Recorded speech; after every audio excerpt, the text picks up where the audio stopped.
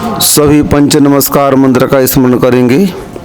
णमो अरिहंताणं,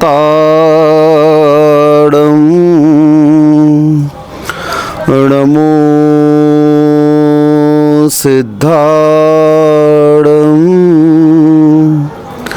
णमो आयर्याणं,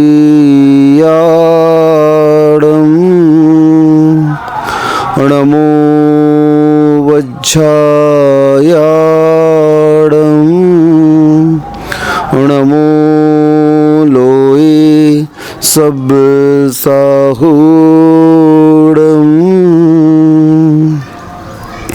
हाँ, नित्य घटती आयु है पर पाप मति घटती नहीं। आई बुढ़ोती पर विषय से कामना हटती नहीं। मैं यत्न करता हूँ दवा मैं धर्म मैं करता नहीं। दुर्मोह महिमा से ग्रसित हूँ नाथ बच सकता नहीं। कुंडलपुर के बड़े बाबा की जय। मूल नायक श्री चिंतामणि पार्श्वनाथ जी भगवान की जय। उत्तम तप धर्म की जय। परम पूज्य आचार्य परमष्टि भगवान श्री विद्यासागर जी महामुनिराज की जय। परम पूज्य निर्यापक मुनि श्री समता सागर जी महाराज की जय। अहिंसा में विश्व जैन धर्म की जय। कल आप लोगों ने संयम की चर्चा सुनी कि किस प्रकार से 5 इंद्रिय और मन का निरोध करके अपनी इच्छाओं पर विजय प्राप्त करके यह जीव भगवान बनता है। आज तप के अंतर्गत ये कहा जा रहा है कि इच्छाओं का निरोध करना ही तप है। आपने संयम अंगीकार कर लिया ना। संयम अंगीकार करने के उपरांत अब क्या करना है आपको? आचार्य महाराज बोलते हैं, भैया दीक्षा तो ले ली, लेकिन अब दीक्षा के बाद का मूल कार्य है इच्छाओं का निरोध करना। जो करना था पहले करके आ गए हो। अब आपने संयम को ग्रहण कर लिया, इसका मतलब है अब आपकी कोई इच्छा नहीं रहनी चाहिए। अब दीक्षा के बाद आप कह दो, महाराज आपने दीक्षा तो दे दी, हमारे मन में विकल्प हो रहा है, शिखर जी की वंदना करनी है, गिरनार जी की वंदना करनी है, गोमटेश बाहुबली भगवान की दर्शन करने हैं। बोले अब तो किसी भी प्रकार की इच्छा यहाँ पर नहीं होनी चाहिए। तीर्थ वंदना की भी नहीं, हाँ तीर्थ वंदना की भी नहीं। अब यहाँ पर संघ में जैसे चर्या गुरुजी पलवाएंगे, जैसी शिक्षा आपको दी जाएगी वैसी शिक्षा आपको ग्रहण करना है। संयम ले लिया ना। अब संयम का सार क्या है? इच्छाओं का निरोध। तप भी इसी को कहा गया है। इच्छा निरोध है तप है। अपनी इच्छाओं पर नियंत्रण करने का नाम ही तप है। क्योंकि इच्छाओं का स्वभाव कैसा है? पूज्यवर शुभचंद्र आचार्य महाराज ज्ञानार्णव ग्रंथ में कहते हैं कि जिस प्रकार शमशान मुर्दों से तृप्त नहीं होता, समुद्र नदियों से तृप्त नहीं होता, उसी प्रकार यह इंसान का मन कभी भी इच्छाओं से तृप्त नहीं होता। इच्छाएं कभी तृप्ति को प्राप्त हो ही नहीं सकती हैं। आप देख लो, एक इच्छा आपकी पूरी हुई और दूसरी इच्छा सामने खड़ी हो जाती है।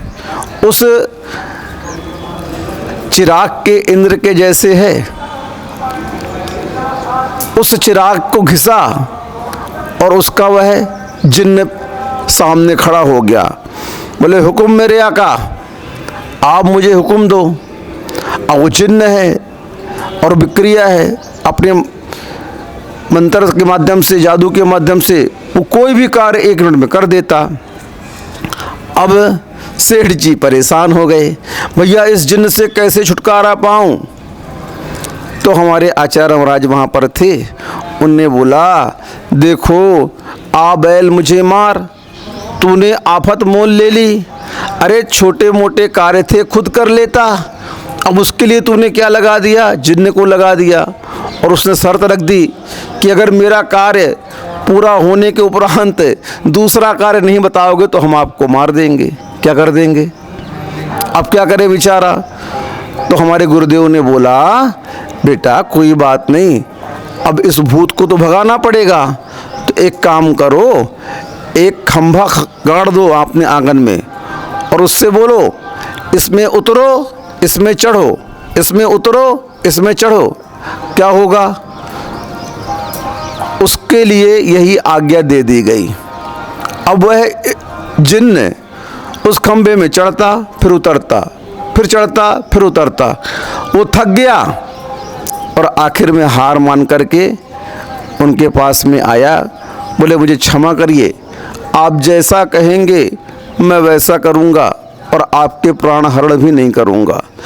ऐसे ही मन का कार्य है।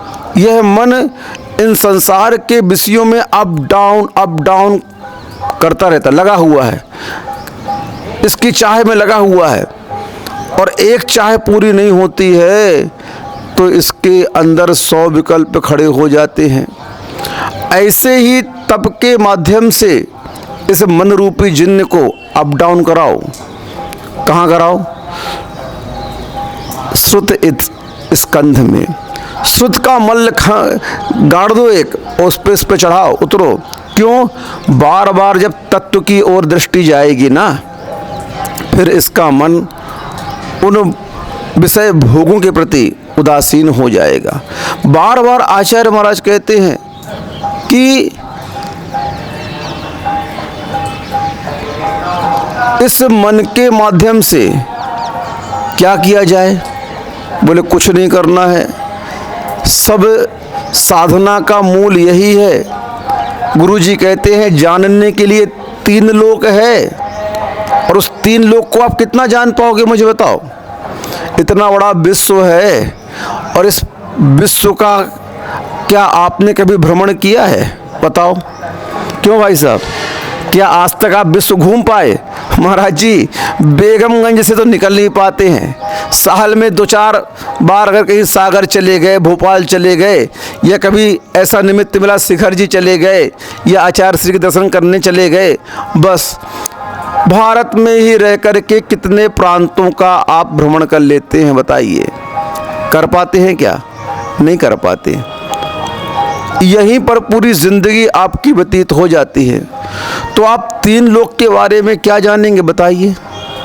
क्या भ्रमण करेंगे 3 लोक को आप? आपकी शक्ति ही नहीं है, इतना धन ही नहीं आपके पास में कि आप विश्व भ्रमण के लिए निकल जाओ। पैदल जाओगे क्या? नहीं, वहाँ तो समुद्र है, हवाई जहाज के माध्यम से जाया जाता है। 1-2 देश घूम भी आओगे, फिर कितना, बस नहीं कर सकते। 3 लोक को जानने की शक्ति तो मात्र एक के पास में है, जिसका नाम है सर्वज्ञ। कौन? सर्वज्ञ ही 3 लोक को जान पाता है, और जान करके वह उस लोक के बारे में चिंतन करने के लिए कहता है कि हे आत्मन, उस लोक का चिंतन करो। क्योंकि हमारे यहाँ एक संस्थान विषय ध्यान भी धर्म ध्यान आता है। इस संसार के संस्थान का ध्यान करो, इस लोक का आप ध्यान करो। लोक भावना है, संसार भावना है। क्यों रखी गई संसार भावना को? इसलिए रखी गई कि इस संसार के स्वभाव के बारे में आप चिंतन करो। जानने के लिए तो 3 लोक है, और गुरुजी कहते हैं छोड़ने के लिए मात्र राग द्वेष और मोह है। जानने के लिए क्या है? 3 लोक है, और छोड़ने के लिए क्या है? मात्र राग द्वेष और मोह का हनन करो, इसका नाश करो। और इसका नाश कब होगा, इसका हनन कब होगा, कब हम इस पर विजय प्राप्त कर पाएंगे? आचार्य महाराज कहते हैं जब तक तुम इच्छाओं का निरोध नहीं करोगे तब तक मोह, राग और द्वेष को आप समाप्त नहीं कर सकते।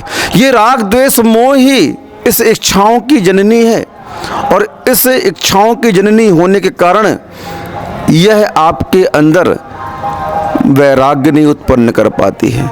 ये संसार के प्रति आपको विमुख नहीं कर पाती है। ये चाहती है कि मेरा साम्राज्य चारों ओर रहे, मेरा बोलबाला चारों ओर रहे, संसार में सभी मेरे अधीन रहें, कोई भी मेरे से हटकर ना रहे। गुंडा है ये बहुत बड़ी। क्या है गुंडा? क्या चाहता है?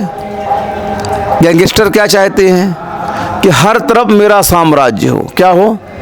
हर चीज़, जितनी संसार में बुरी वस्तुएं हैं, बुरे कार्य हैं, उन सब पर मेरा अधिकार हो, मैं सभी का किंग कहलाऊं, लोग मुझसे डरें। ये डॉन है, अंडरवर्ल्ड डॉन है। कौन है? हाँ, तो ऐसे ही संसार का डॉन कौन है? ये मोहिनी कर्म है। मोहिनी कर्म ही आपको संसार से दूर नहीं होने दे रहा है। इस स्वार्थ के संसार को देखो तो कि आपका जितना भी संबंध है संसार का, ये सब स्वार्थ का संबंध है। पुत्र पिता के साथ रह रहा, क्यों बेटे? पापा के साथ क्यों रह रहे हो? क्योंकि मेरी इच्छाएं पूरी कौन करेगा? पापा करेंगे। मैं जो कुछ भी खर्च करता हूँ, पढ़ाई लिखाई से लेकर के, मोबाइल, गाड़ी घोड़ा से लेकर के, होटल आदि के बिल, घूमने फिरने, ऐश आरामों का बिल कौन चुकता करेगा? पापा, मेरे पापा। अब गाना बज गया। क्या बज गया? क्या बज गया? गाना। बड़ा मस्का लगा रहा है पापा को। क्या बोल रहा है? तारों ने पूछा चंदा से, चंदा ने पूछा तारों से, सबसे अच्छा कौन है? पापा, मेरे पापा। बड़ा मीठा गा रहा है बेटा, पापा की तारीफ कर रहा है। अगर पापा ने एक डिमांड पूरी नहीं की, परिणाम क्या होगा? क्या होगा? है, मेरा पापा ऐसा है।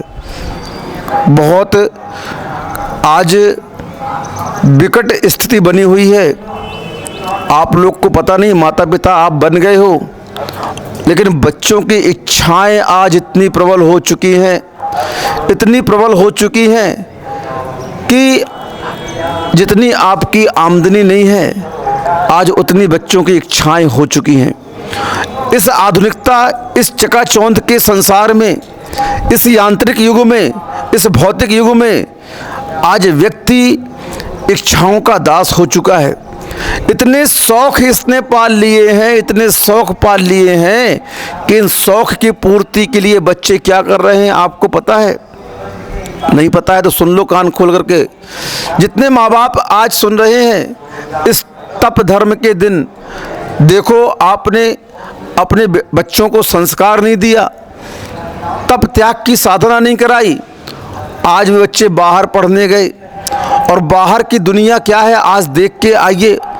वहाँ का ग्लैमर अलग ही चकाचौंध है पूरा। क्या ग्लैमर है? मात्र दिखावे की दुनिया है, फैशन की दुनिया है।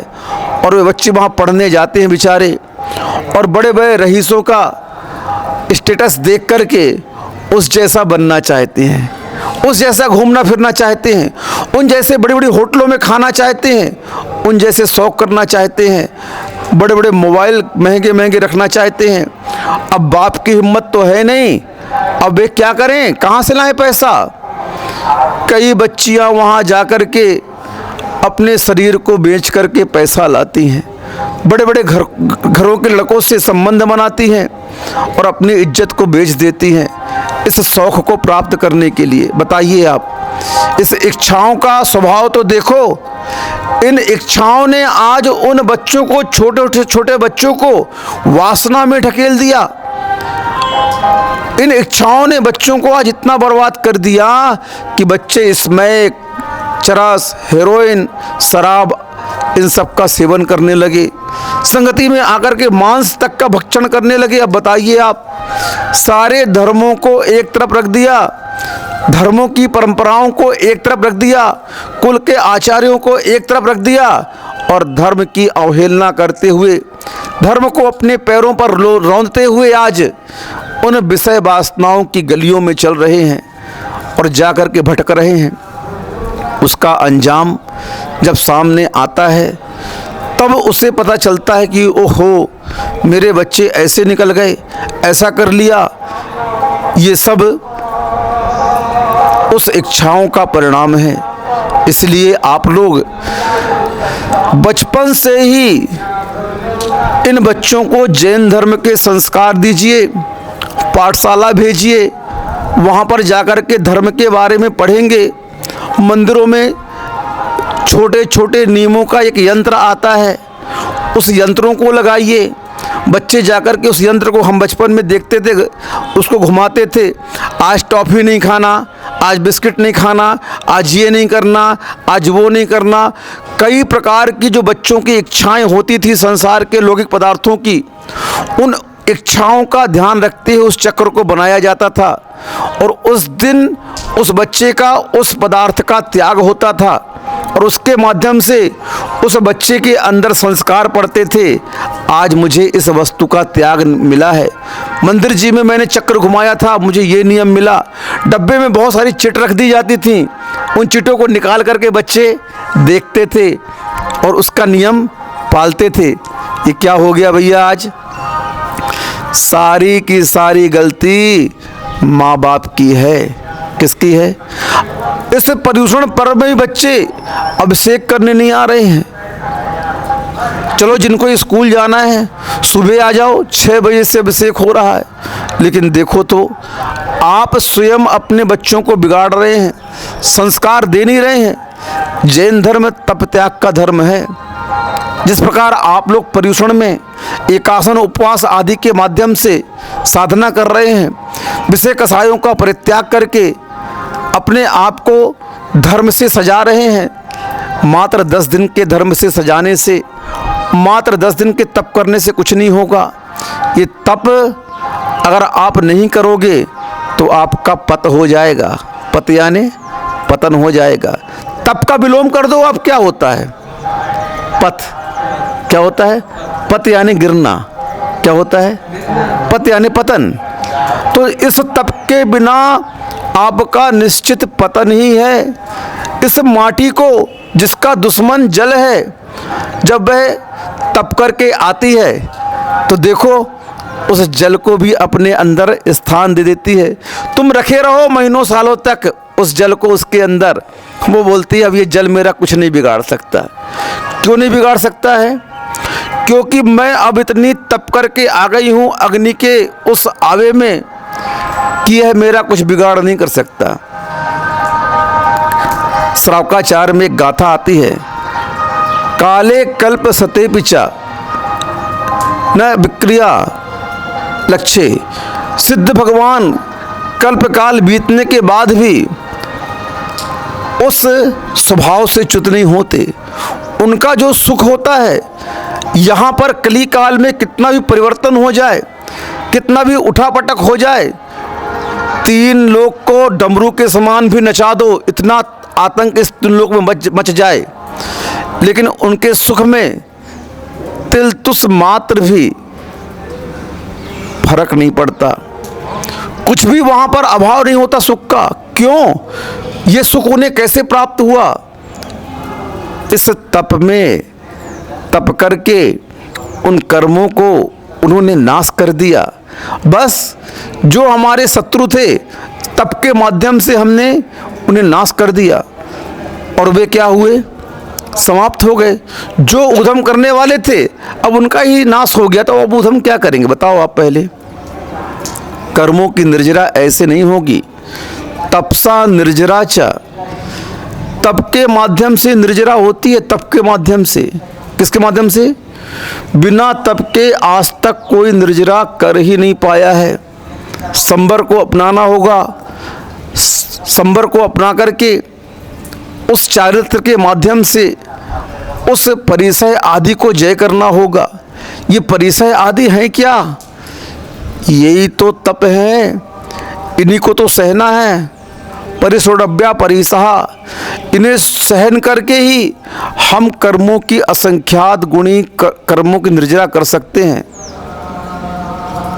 क्योंकि जब यह आत्मा अपने योग को अध्यात्म में बदलती है, अपने मनोवचन काय को अध्यात्म में बदलती है, तो उस अध्यात्म योग के माध्यम से वह गुप्ती में जाती है और गुप्ती में जाकर के उन उपसर्ग और परिसहों को सहती है।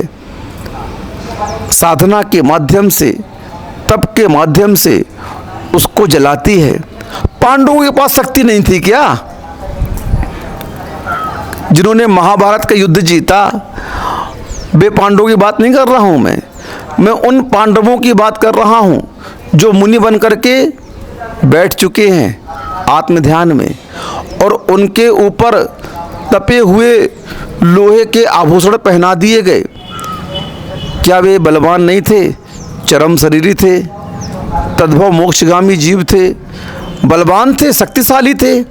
एक झापड़ मारते सामने वाले को, मारने की भी जरूरत नहीं पड़ती, मात्र देख लेते घूर करके ना, तो सामने वाला भग जाता। लेकिन नहीं, उन्होंने उस उपसर्ग, उस परिसय को सहा और सह करके उन्होंने उस अध्यात्म योग के माध्यम से, उस गुप्ती के माध्यम से आत्म ध्यान में लीन हुए। और परिणाम क्या निकला? उन्हें केवल ज्ञान की प्राप्ति हो गई। क्या हो गया? केवल ज्ञान की प्राप्ति हो गई। तपसा निर्जराचा, उस तप को करके संपूर्ण कर्मों का नाश किया उन्होंने, क्योंकि बिना तप के निर्जरा हो नहीं सकती है। इसीलिए आप लोगों के लिए भी कहा गया है कि इस तप को अंगीकार करें। तप तो जैन धर्म का मुख्य आधार कहा गया है। आज बच्चे बिगड़ रहे हैं, मैंने पहले कह दिया, उसका मुख्य कारण है आप बच्चों को मनमानी सुविधा दे रहे हैं। उनकी इच्छाओं को आप जब जैसा जहां मांगा उन्होंने, आपने उन्हें दे दिया। नहीं, उन्हें तप करना सिखाइए, उन्हें त्याग करना सिखाइए, उन्हें त्याग की शिक्षा दीजिए। तब कहीं जाकर के आपके बच्चे बाहर जा रहे हैं पढ़ने के लिए, तब उन पापों से, उन बुराइयों से बच सकते हैं। नहीं तो इस चकाचौंध की दुनिया में, इस पदार्थों के आकर्षण की दुनिया में उनका बचना बहुत मुश्किल है, बहुत मुश्किल है। बाहर जाने वाले बच्चों को तो छोड़ो, आज जो घर में रह कर के पढ़ाई कर रहे हैं बच्चे बच्चियां, उनके परिणाम भी कैसे बिगड़े हुए हैं, उनका मन भी कैसा बिगड़ा हुआ है, मुझे बताने की आवश्यकता नहीं है। आप अपने बच्चों का खान पीन, उनका रहन सहन, उनके पहनावे, इन सब पर विशेष ध्यान दें। आप गार्जियन हैं। हम लोग राजस्थान में थे तो एक गड़रिया लोहार जाति होती है, वे अपने आप को महाराणा प्रताप का वंशज बताते हैं, क्योंकि राणा जब जंगल में थे तो उनका जीवन अलग टाइप का था, और जंगल में रहने के कारण वे लोग अपने हिसाब से जीवन व्यतीत करते थे। रात्रि भोजन कोई नहीं करता था। हम लोग जब उनके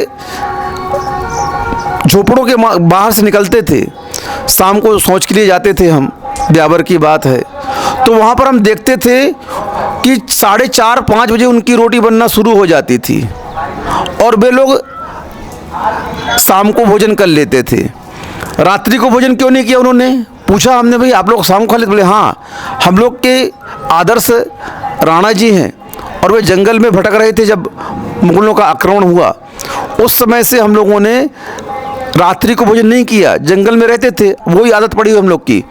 और देखो उनके बच्चों की ड्रेस एक सी है, उनके बच्चे अलग से ड्रेस पहनते हैं। वहाँ की जो बच्चियाँ रहती हैं घाघरा चोली चुन्नी पहनती हैं, पूरा शरीर ढका रहता है, उनका पूरा शरीर ढका रहता है। और तो छोड़ो, उनके कुल में बच्चियों को पढ़ाते नहीं। महाराज जी ये तो अत्याचार हो गया बच्चियों के ऊपर, आप कहोगे। नहीं, कुल की परंपरा उनकी देखो तो, कि इसलिए नहीं पढ़ाते हैं कि पढ़ जाएंगे बच्चे तो कुल की मर्यादा को छोड़ देंगे, कुल की परंपरा का त्याग कर देंगे, और उनका विवाह है आपस में ही होता है और कहीं नहीं होता।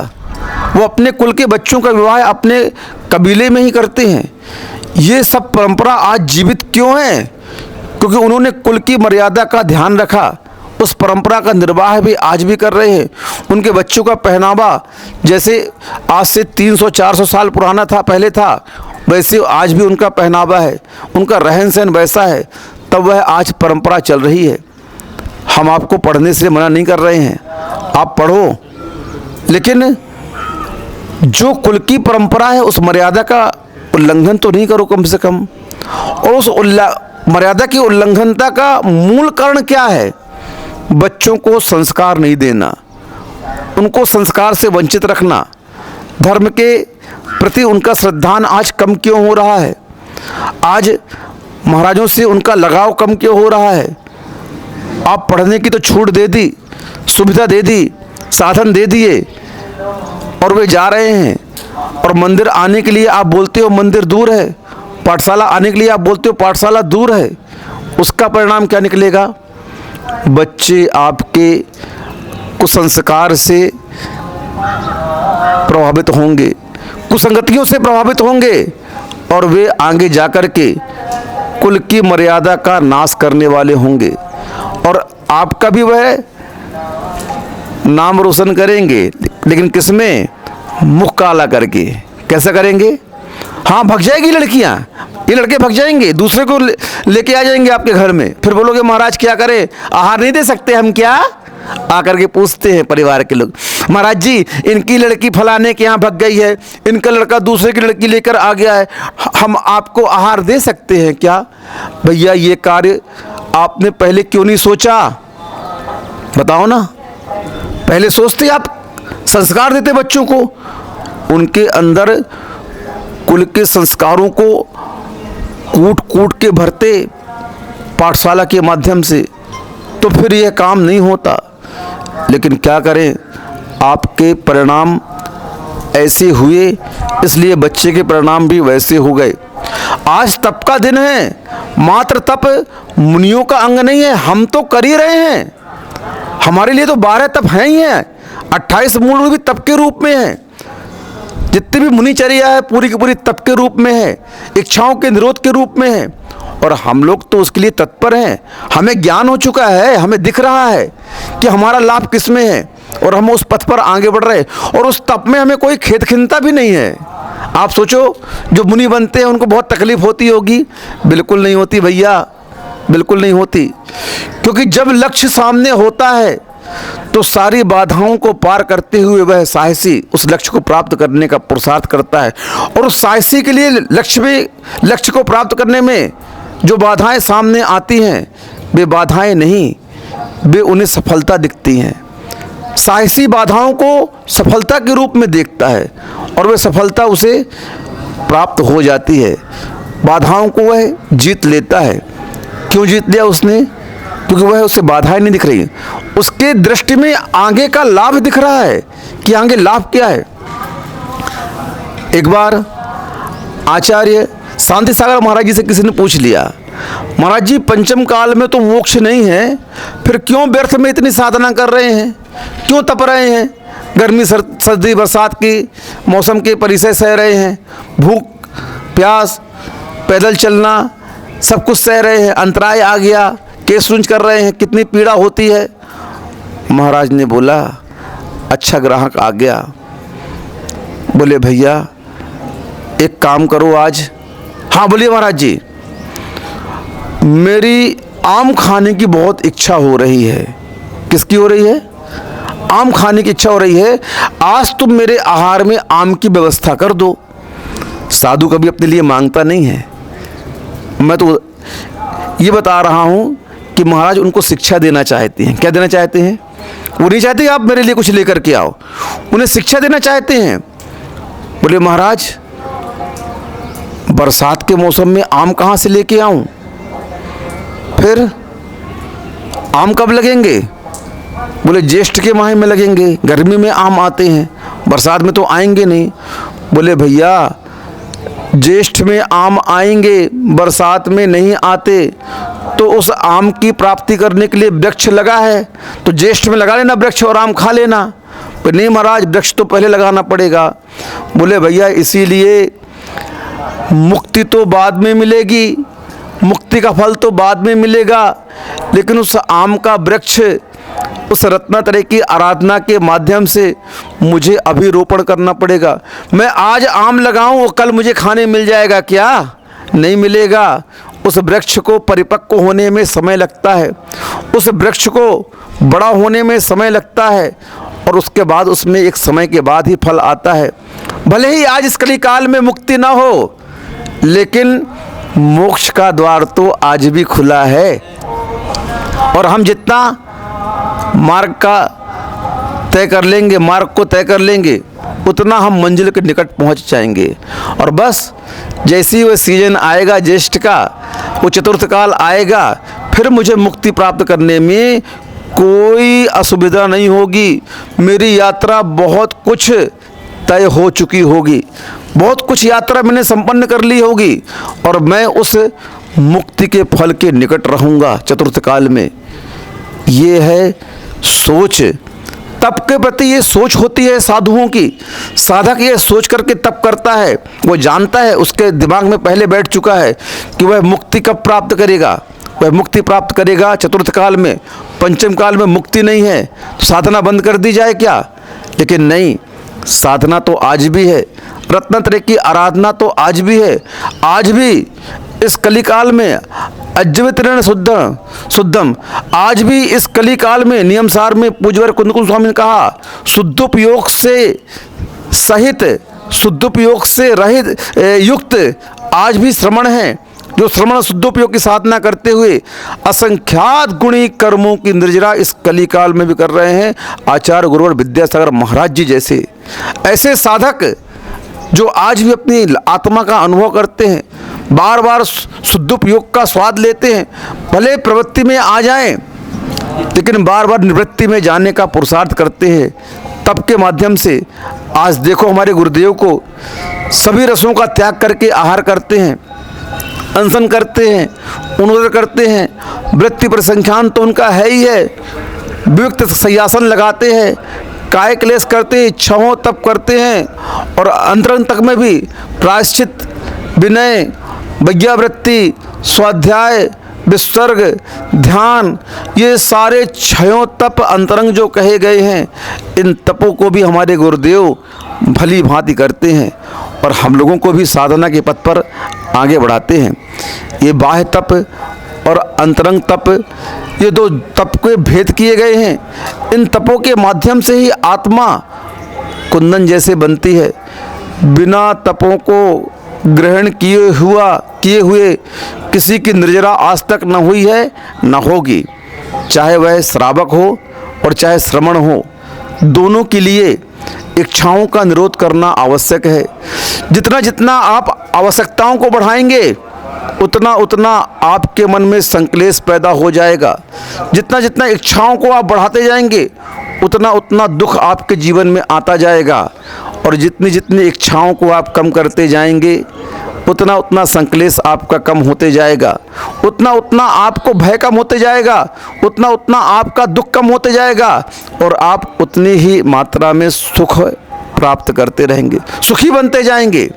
इसलिए तप का दिन है। संसार का संबंध कैसा है देख लो, सब स्वार्थ के लिए कार्य हो रहा है।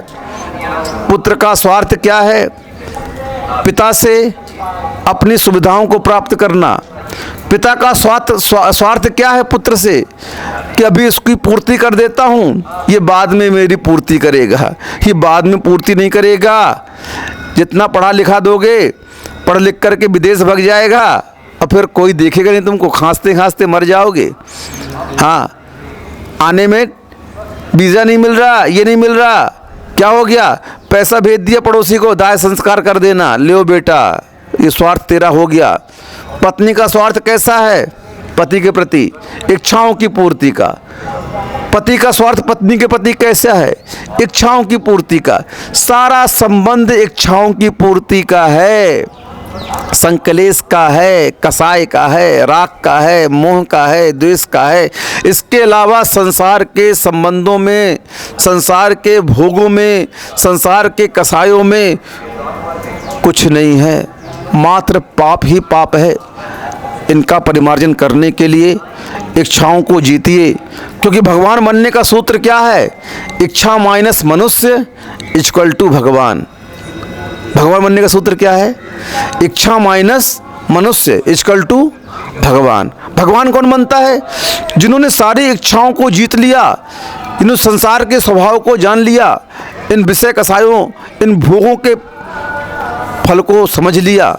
अब वे समझ गए मुझे इन्हें प्राप्त नहीं करना है। अब देख लो आप लोग, महाराज सुखी कि आप सुखी? कौन सुखी है? एक टाइम आहार करके आ गए, 23 घंटे कोई टेंशन नहीं। और आप लोगों को यहाँ आए तो टेंशन, घर में हो तो टेंशन, बाहर गए तो टेंशन, धन आ गया तो टेंशन, नहीं आया तो टेंशन। हर जगह क्या है? टेंशन ही टेंशन है। ये टेंशन आपको क्यों हो रही है? क्योंकि आपने इच्छाओं का अंबार लगा लिया है। स्वार्थ के घेरे में इतना फंस चुके हो कि पूरी जिंदगी तनावपूर्ण निकल रही है, पूरी जिंदगी टेंशन के साथ निकल रही है। इंटेंशन गलत होगा तो टेंशन ही टेंशन होगा। क्या होगा? इंटेंशन गलत होगा तो टेंशन ही टेंशन होगा, और इंटेंशन राइट होगा तो क्या होगा? जिंदगी में सब कुछ राइट होगा। इसलिए अपने उपयोग, अपने योग थोड़ा सा सीधा कर लें। क्या कर लें? सही दिशा में लगा दें। और सही दिशा क्या है? यह तप ही सही दिशा है, इच्छाओं का निरोध ही सही दिशा है।